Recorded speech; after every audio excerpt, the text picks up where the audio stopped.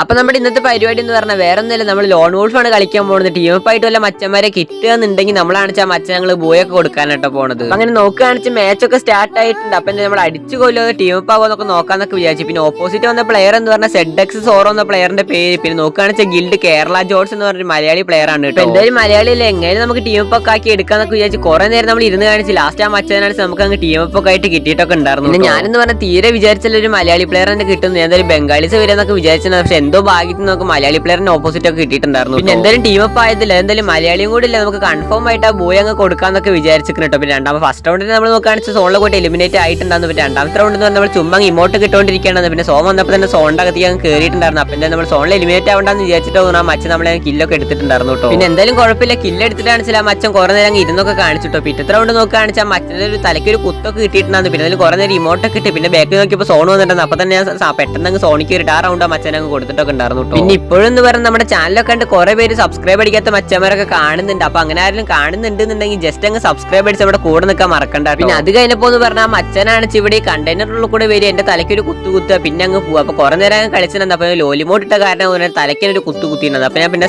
Zone വന്നപ്പോൾ തന്നെ പെട്ടെന്ന് സോണ്ടുള്ളിൽ കയറാന്ന് സോണ്ടുള്ളിൽ കയറിയിട്ടാണ് ആ മച്ചൻ വരാണ്ടിരിക്കാൻ വേണ്ടി ഗ്ലൂവാളൊക്കെ അടച്ചിട്ടൊക്കെ. അത് കഴിഞ്ഞിട്ടുള്ള റൗണ്ട് നോക്കുകയാണെന്ന് ഞാൻ സോൺ കയറിന്റെ ഒപ്പത്തിനെന്ന് പറഞ്ഞാൽ ആ മച്ചൻ ഫ്രീസ് ഒക്കെ എടുത്തിട്ടാണ് ആ മച്ച എലിമിനേറ്റ് ആയിട്ടുണ്ടായിരുന്നു. അപ്പൊ എന്തായാലും ഒരു റൗണ്ട് നമുക്ക് ആ മച്ചൻ വിട്ട് തന്നിട്ടുണ്ട്. അപ്പൊ ആ മച്ചന്റെ നന്മയുള്ള ലോകത്തിൽ വേണ്ടി ഒരു ലൈക്ക് അടിക്കാൻ എന്തായാലും മറക്കണ്ട. പിന്നെ നോക്കുകയാണെന്ന് ലാസ്റ്റ് ഞാൻ തന്നെ എലിമിനേറ്റ് ആയിട്ട് ആ ബോയ് അങ്ങ് കൊടുത്തിട്ടുണ്ട്. അപ്പൊ അടുത്ത വീഡിയോയിലാണ് അവർ. Okay, by.